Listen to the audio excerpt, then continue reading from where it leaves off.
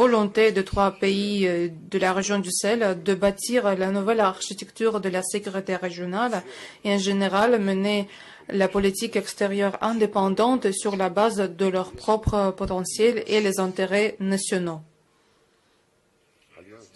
L'Alliance des États du Sahel est un témoignage du deuxième réveil de l'Afrique. Les aspirations des Africains de jouer un rôle actif, indépendant dans les affaires internationales et se débarrasser des restes de la dépendance coloniale. De ma part, j'ai souligné que nous allons soutenir le renforcement des positions du continent et aider dans le monde multipolaire qui est en train d'être formé, où pour le continent africain et les structures d'intégration en Afrique, il faut assurer une place digne. Nous avons constaté avec satisfaction la volonté mutuelle à renforcer notre partenariat qui se base sur la confiance et le respect mutuel et le profit mutuel. De ma part, j'ai constaté la volonté de la Russie d'aider la Confédération sur tous les 3 volets prioritaires de son activité, la défense et la sécurité, deuxièmement l'économie, et troisièmement la diplomatie en tant que participation au processus international. La région du Sahara-Sahel fait face aux manifestations du terrorisme et nous avons souligné que les causes profondes de ce problème sont enracinées dans le passé colonial. Par exemple, à cause des métropoles, nous le savons bien, en Afrique, les frontières des États ont été définies sans tenir en compte les traits spécifiques locaux des populations qui habitent en certains territoires. Les métropoles ont divisé les peuples, les groupes ethniques, en les restant dans les États séparés. Et cela a impacté négativement le continent. Certains joueurs internationaux hors la région continuent les tentatives de déstabiliser la région. Parmi eux se trouve le régime de Kiev qui, avec la pleine connivence de ses sponsors occidentaux, soutient ouvertement les groupes terroristes dans cette région de l'Afrique. De ma part, j'ai souligné la volonté de Moscou d'augmenter le potentiel des forces unifiées des États du Sahel, augmenter leur capacité de combat, la capacité des forces armées nationales de chaque pays, former les cadres militaires et les employés des forces du maintien de l'ordre.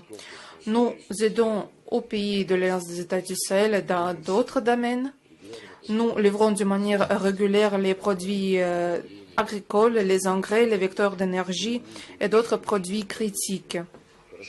Nous sommes conscients de la signification de ces fournitures, premièrement, de l'alimentation pour le développement social et économique des États africains. Le volume de nos échanges commerciaux a augmenté de 10 fois, mais il ne faut pas nous arrêter ici puisque les chiffres restent assez modestes et ces chiffres ne correspondent pas à nos potentialités. Aujourd'hui, nous avons abordé cette question et nous sommes convenus afin de renforcer le fondement matériel de notre coopération, de prendre des mesures supplémentaires, des mesures concrètes qui sont en train d'être formulées pour mettre en œuvre des projets économiques prometteurs au niveau de relations bilatérales entre la Russie avec chaque pays et dans le contexte des relations entre la Russie et l'Alliance des États du Sahel, compte tenu la formation de cette nouvelle association. Nous avons abordé les questions pertinentes de l'agenda global et régional. Nous sommes unis par l'attachement aux principes de base du droit international, comme la légalité souveraine des États, la non-ingérence dans les affaires intérieures, le respect du droit des peuples à définir indépendamment leur sort, les modèles du développement politique, social et économique et bien sûr Nous sommes unis par le respect d'un autre principe des Nations Unies qui est lié au respect des droits de l'homme, indépendamment de la race, du sexe, de la langue et de la religion. Nous nous sommes prononcés contre la politisation de ce sujet, ce qui est aimé par nos collègues occidentaux au sein des Nations Unies en tâchant de politiser le travail de cette structure dans les cas où on doit assurer le respect des droits des peuples qui sont violés partout et récemment en Europe. Nous avons abordé les aspects liés à la sortie du Mali, du Burkina Faso et du Niger de la CEDEAO. Nous avons abordé les principes pour normaliser la coexistence de ces deux associations. La Russie est prête à aider à la normalisation du dialogue constructif entre ces associations. Si nos services sont nécessités, nous sommes ravis de vous aider.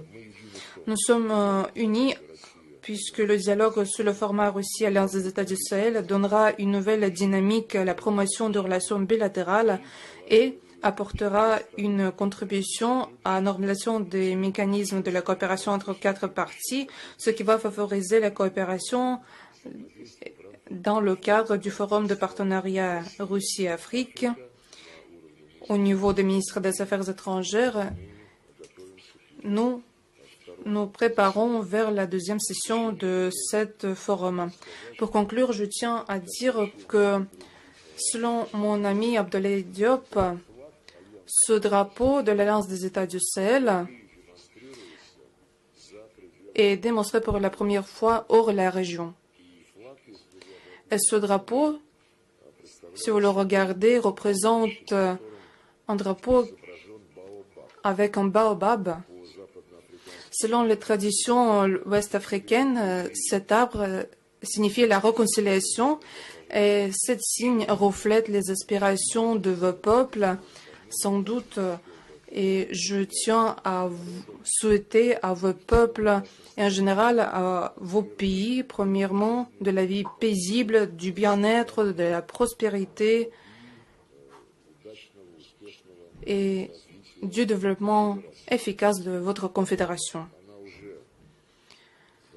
La confédération mérite déjà son autorité, la réputation positive et l'intérêt pour participer au travail de la confédération des États du Sahel est manifesté par d'autres États et je pense que le rôle de cette confédération dans la promotion des intérêts et des programmes nationaux sur le continent africain va se renforcer davantage et la Russie va aider avec plaisir à ces efforts.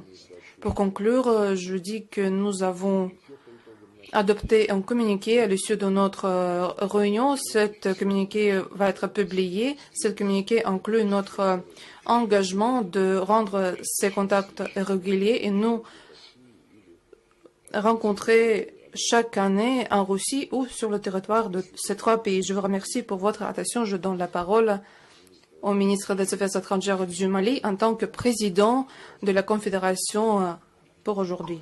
Merci. Merci beaucoup. Merci à notre ami Sergueï Lavrov pour la considération, le respect, mais aussi pour tous les mots aimables qui viennent d'être prononcés à l'endroit de la Confédération des États du Sahel et sur les développements qui concernent en particulier le drapeau. Je pense que nous sommes tout à fait en phase avec cela. Je voudrais, au nom de mes collègues Yahou Sangaré, ministre des Affaires étrangères de la République du Niger, et aussi Karamogo Jean-Marie Traoré, ministre des Affaires étrangères de la République, du Burkina Faso,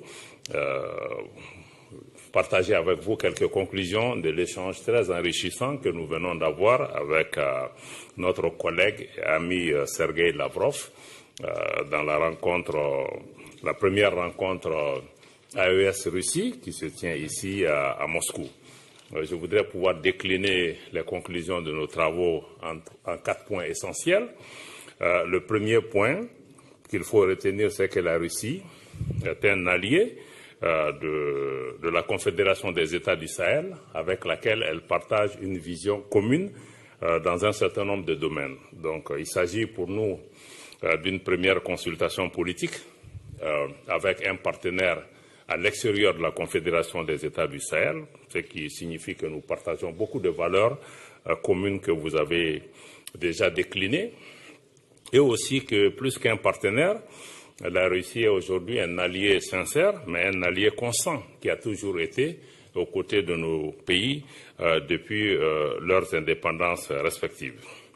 Mais aussi, notre présence aujourd'hui aussi à Moscou, c'est des témoignages du fait que la Russie a été le premier pays à reconnaître la Confédération des États du Sahel presque une semaine après sa création.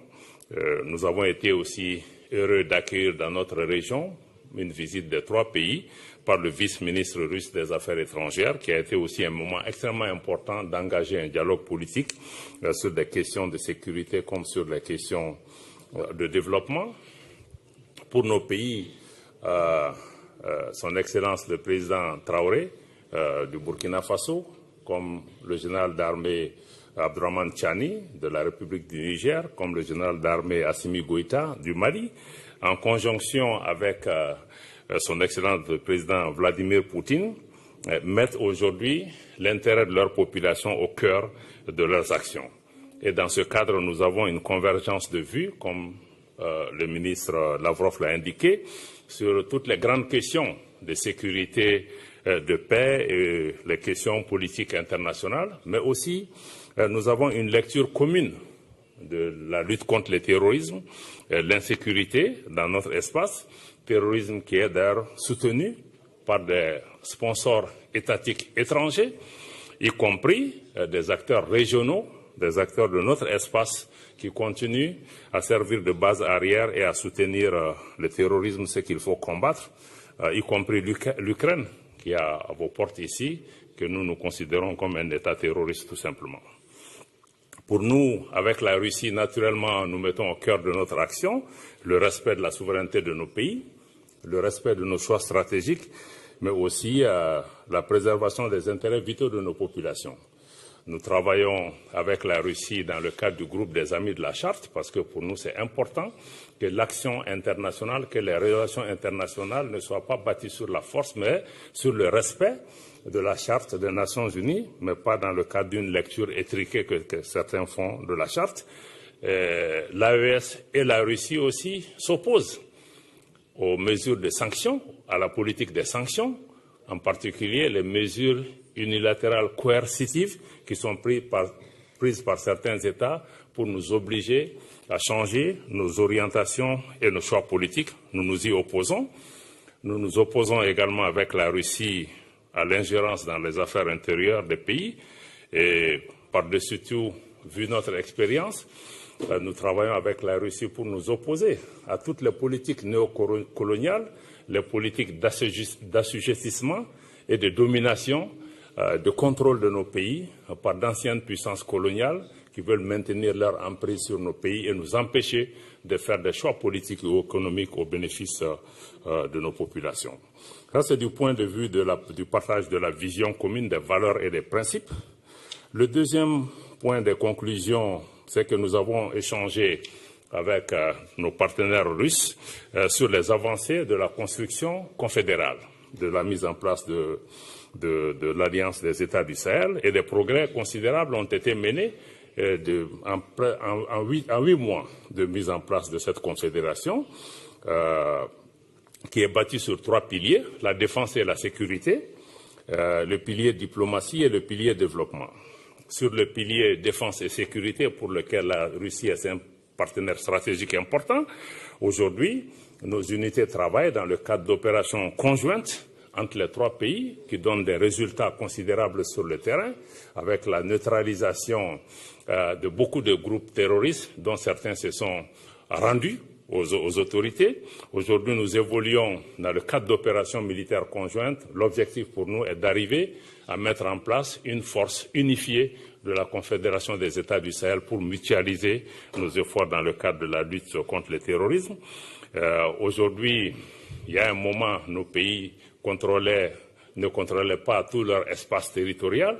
Aujourd'hui, il y a des progrès considérables qui ont été faits et sur le plan militaire, la prise de Kidal, il y a 2 ans, dans le nord du Mali, a été une étape importante pour nous permettre de reprendre le contrôle de nos territoires et d'assurer la sécurité. Sur le plan diplomatie, nos 3 pays travaillent ensemble dans le cadre de la Confédération des États du Sahel pour parler d'une seule voix. Moscou aujourd'hui nous en donne également l'opportunité. Nous souhaitons travailler pour accroître la reconnaissance de la Confédération des États du Sahel, tant au niveau bilatéral qu'au niveau multilatéral. Beaucoup de pays s'ouvrent progressivement à cette possibilité et nous nous coordonnons au plan international sur beaucoup de questions, y compris la question des droits de l'homme et beaucoup de questions politiques. Sur le plan du développement, nous travaillons à renforcer une intégration des peuples d'abord, entre nos populations, mais asseoir la libre circulation. Nous avons mis en circulation récemment un passeport AES pour nos 3 pays.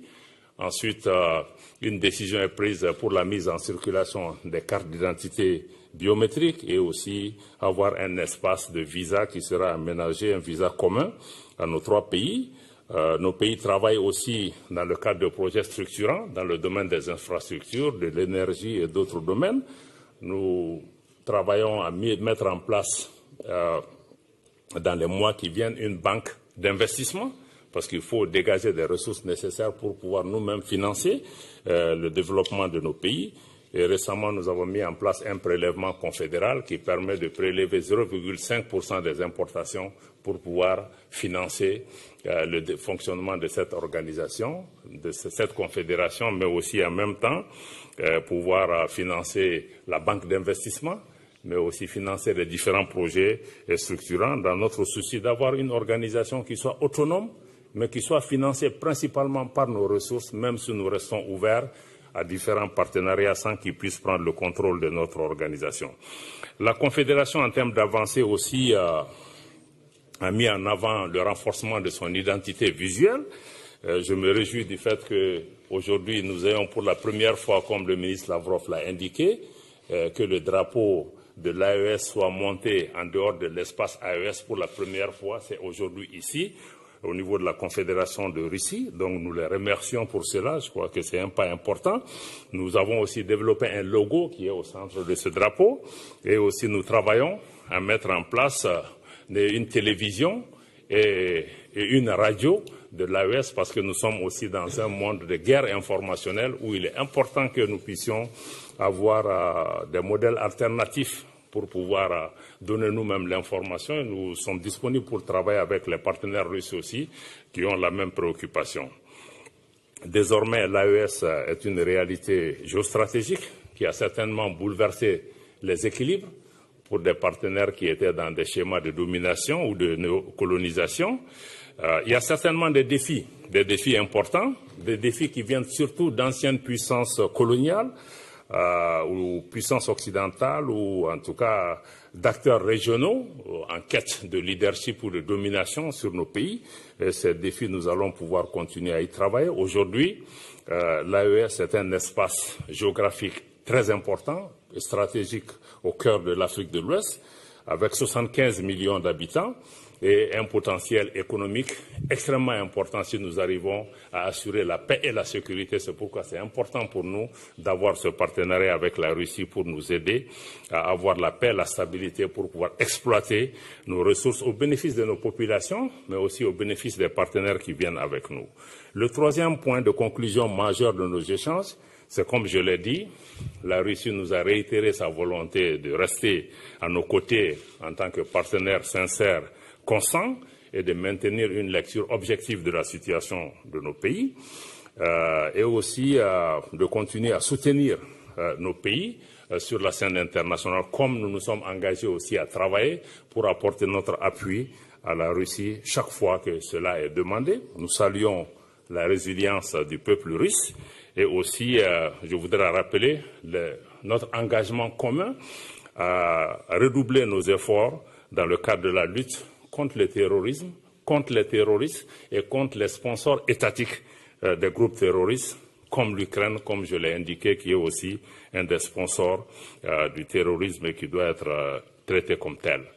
La Confédération AES œuvre à défendre en particulier notre sécurité. Nous avons été bâtis pour ça en particulier, mais aussi défendre les intérêts de nos populations. Nous ne cherchons à menacer aucun pays, aucun peuple. Nous voulons juste défendre nos intérêts. Comme je l'ai dit, il y a des opportunités économiques qui existent. Nous voulons travailler à des mesures de facilitation des investissements pour les partenaires extérieurs pour pouvoir nous aider à exploiter, à transformer nos productions, nos produits au bénéfice de nos populations et à développer des différentes infrastructures dans le domaine de la télécommunication, des mines, de l'énergie et de l'énergie renouvelable. Enfin, en termes de perspectives, comme quatrième point, nous sommes convenus, la partie russe avec le ministre Lavrov et nous-mêmes, d'institutionnaliser ce mécanisme de consultation AES-Russie et que la prochaine session de ces consultations se tienne dans l'espace AES et que ces rencontres se tiennent alternativement en Russie et dans l'espace AES. Nous sommes aussi convenus, nous nous en réjouissons de l'établissement d'un partenariat stratégique entre l'AES et la Russie sur les questions de sécurité, mais comme sur les questions de développement et de coordination diplomatique. Nos pays expriment leur intérêt de voir la Confédération des États du Sahel avoir des ponts avec les BRICS pour deux raisons essentielles. La Russie étant un membre des BRICS, les BRICS aident à évoluer aujourd'hui vers un monde multipolaire qui respecte la souveraineté des États. Nous pensons que c'est quelque chose qui est important. Et nous comptons aussi sur nos amis russes et d'autres amis qui font partie des BRICS pour pouvoir nous accompagner dans ce domaine. Et le deuxième aussi intérêt pour les BRICS, c'est qu'ils offrent aussi un modèle de financement alternatif, comme la Banque des BRICS qui peut aussi aider dans l'évolution économique et le modèle économique que nous avons mis en place. Et enfin, je me réjouis du fait que nous avons un communiqué qui sanctionne nos travaux et je suis certain que vous allez pouvoir parcourir cela. En tout cas, en résumé, je pense que c'est un dialogue qui est continu, c'est un engagement fort des deux parties de travailler ensemble, d'avoir un partenariat stratégique ouvert, voilà, qui nous permette aussi de travailler avec d'autres partenaires et d'autres alliés pour l'intérêt de nos populations, pour la sécurité de notre espace, pour notre autonomie en tant qu'acteur international qui puisse agir sans être sujet à des injonctions ici et là. Voilà ce que je voulais dire, qui puisse contenir un peu les conclusions de nos travaux. Je ne sais pas c'est quoi là. Next step. S'il vous plaît, Office de radio et de télévision du Mali. Bonjour, monsieur les ministres. Moi, c'est Brahma Traoré, journaliste de la télévision nationale du Mali. La question s'adresse au ministre Sergueï Lavrov. Vous venez de rencontrer vos homologues de la Confédération des États du Sahel. Une première rencontre. Est-ce qu'on peut savoir les principaux engagements pris à l'issue de cette première rencontre pour renforcer ces partenariats, ces nouveaux partenariats entre AES et la Fédération de Russie, notamment dans les domaines de la diplomatie, de la défense et du développement? Comme j'ai déjà dit, nous avons approuvé le communiqué et très prochainement, il sera diffusé. L'attention est portée aux questions de la défense et de la sécurité pour assurer l'indépendance, la souveraineté et l'intégrité territoriale de trois pays qui ont formé la Confédération AES. Comme vous avez déjà entendu parler aujourd'hui, il crée des forces unifiées de la Confédération AES et la Fédération de Russie a approuvé, confirmé aujourd'hui qu'à part le renforcement de la capacité de ces trois pays dans le cadre bilatéral, la Russie apporterait son soutien pour la formation de ces forces armées unifiées de l'Alliance des États du Sahel.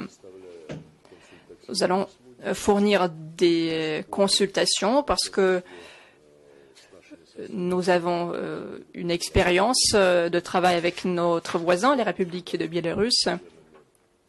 Nous avons également l'expérience de travail avec les membres de l'ETCS et je pense que cette expérience pourra être bénéfique pour la formation des forces unifiées de l'Alliance des États du Sahel. Bien sûr, nous serons prêts à transmettre cette expérience en organisant une formation en continu et en utilisant les instructeurs russes qui travaillent déjà dans les pays qui sont présentés ici. Bien sûr, il s'agit de la livraison des articles à destination militaire. Bien sûr, c'est un pas important pour renforcer, pour établir ces forces unifiées dans ce format. Et nos spécialistes peuvent leur aider à développer un schéma d'approvisionnement de ces forces pour fournir des armes concrètes, le matériel militaire concret. Là-dessus, nous avons des accords tout à fait concrets suite à nos actions bilatérales. Il y a maintenant ce format quadripartite et qui va enrichir nos liens en matière militaire et technique. Quant à la diplomatie, nous avons confirmé l'affinité de nos positions sur les questions de la vie internationale. Nous coordonnons nos efforts, nos actions au sein de l'ONU. Les pays amis qui sont présentés ici soutiennent toutes nos initiatives et sont co-auteurs de nombreuses de ces initiatives dans le cadre du travail de l'Assemblée générale de l'ONU. Nous répondons de manière adéquate et nous soutenons leurs aspirations tout à fait justes, l'aspiration du Mali, du Burkina Faso et du Niger, qui veulent défendre les intérêts nationaux et qui aspirent à avoir le respect de leur indépendance, de leur autonomie. Nous les appuyons non seulement sur le plan politique et moral, mais par exemple quand au Conseil de sécurité de l'ONU on tente de faire passer les décisions qui ne sont pas acceptables pour les pays membres de l'AES, la Fédération de Russie ne fait tout en sorte que ces décisions ne soient pas passées. On peut parler beaucoup de notre coopération au sein de l'ONU, mais alors je vous assure et je tiens à dire que nous avons une solidarité lors des élections de différentes des différents organes de l'ONU et nous soutenons des candidatures que sont proposées par nos États respectifs. Plus en détail, pour vous en informer plus, vous pouvez lire le communiqué de presse. Je pense que c'est un communiqué très important, très utile, et il reflète notre volonté de travailler étroitement dans ce format. Merci. L'agence Sputnik, s'il vous plaît. Victorovich, bonjour, monsieur le ministre. J'ai une question pour le ministre malien des Affaires étrangères. Monsieur Abdoulaye Diop, Votre Excellence, récemment, les pays de l'AES ont l'un après l'autre tourné le dos à l'Organisation internationale de la francophonie. Pourriez-vous dire quelles en sont les raisons principales et comment voyez-vous désormais le futur linguistique pour l'Alliance? Merci. Le futur linguistique de l'Alliance n'a aucun problème. Parce que nos pays, nous parlions déjà nos langues nationales et nous allons continuer à travailler pour promouvoir nos langues nationales. Pour revenir à votre question en ce qui concerne l'Organisation internationale de la francophonie, je dois rappeler que nos pays parlaient le français avant de joindre l'OIF qui n'a été créé que dans les années 70. Mais nos pays, de façon sur le plan du principe, nous adhérons où nous nous retirons de nos organisations en pleine souveraineté. Et quand nous adhérons aux organisations, ces organisations sont bâties sur des règles et des principes. On ne peut pas être dans des organisations, d'abord, où ces organisations de plusieurs dizaines de membres, que ce soit un pays dominant qui contrôle cette organisation. Ce n'est pas acceptable. Et qu'ensuite, nous soyons dans des organisations où il y a des règles, parce que pour ce qui concerne le cas de nos pays, qui ont été suspendus de l'OIF, sur la base des textes de l'OIF, à cause des changements politiques et institutionnels qui sont intervenus dans nos pays, mais il y a d'autres pays qui ont connu les mêmes développements, mais il n'y a eu aucun problème. Donc pourquoi nos 3 pays sont ciblés? Parce que nous avons fait des choix qui vont à l'encontre de ces pays dominants de l'OIF. Et ceci n'est pas acceptable parce que nous sommes membres, nous payons nos contributions et nous ne pouvons pas être membres d'une organisation qui fonctionne avec à géométrie variable. Et ça ne peut pas être un cas et nous avons décidé et puis nous ne sommes pas là pour promouvoir un pays en particulier. Donc c'est pour ces raisons que nous avons estimé que notre qualité de membre, parce que l'OIF a été créé au Niger, l'ancien président du Niger a joué un rôle fondamental pour sa création. Mais nous sommes arrivés à un moment où beaucoup d'organisations sont aujourd'hui instrumentalisées, contrôlées pour des agendas politiques de certains pays en particulier, pour essayer de sanctionner d'autres pays sur la base de considérations particulières à certains pays et non sur la base des textes. Donc, en toute souveraineté, nous nous retirons de ces organisations parce qu'elles ne travaillent plus dans le sens de l'intérêt que nous voulons. Maintenant, comme je l'ai dit, nous parlions le français avant d'intégrer l'OIF. Nous allons certainement continuer à parler le français. Mais ce que nous souhaitons par-dessus tout, c'est de pouvoir valoriser aussi nos langues nationales.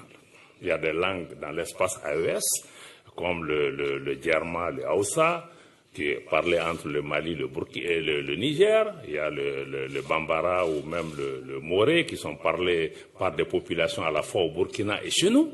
Donc c'est une opportunité aussi de pouvoir renforcer nos langues nationales et pouvoir renforcer notre autonomie. Voilà, ce sont ces raisons qui nous ont conduits à nous retirer de cette organisation. Et nous le ferons pour toute organisation qui sort de son mandat et qui se met à jouer la politique pour 1 ou 2 pays. La chaîne RT, s'il vous plaît. RT en français, Daria Vaganova. Ma question à M. Bakary. En novembre 2024, l'ouverture de l'ambassade russe à Niamey, la capitale du Niger, a été annoncée. Où en est-on actuellement? Merci. Merci. Effectivement, dans les années 70, nous avons été amenés à fermer notre ambassade à Moscou. À la fin, on s'est rendu compte que c'était une erreur, qu'on ne peut pas ignorer un pays, ne pas être présent dans un pays comme la Russie. Notre carte diplomatique, elle est essentiellement fondée sur des principes. Celui du bon voisinage, c'est ce qui explique que la plupart de nos ambassades se trouvent, l'intégration africaine, la plupart de nos ambassades se trouvent en Afrique. Le bon voisinage, nous avons des ambassades dans tous les pays voisins et nous sommes, le développement. Nous sommes présents dans 4 des 5 membres permanents du Conseil de sécurité. Donc, on s'est rendu compte que c'était une erreur, qu'il fallait corriger. La dynamique y était, mais avec les événements du 26 juillet 2023, où la Russie a apparu comme un partenaire stratégique. Elle était partenaire déjà du Niger. On avait déjà de la coopération avec la Russie, mais qui était une coopération très nuancée, du fait que de certains dictats, les dictats de certains pays, avec l'avènement du CNSP au pouvoir, la Russie était le premier pays à répondre présent à nos côtés. Et par la suite, à cause des défis sécuritaires et des menaces dont le Niger fait face, ce pays est resté à manquer sa disponibilité à être à nos côtés. Bien avant, au niveau de l'Assemblée générale des Nations unies, notre délégation avait été empêchée de participation.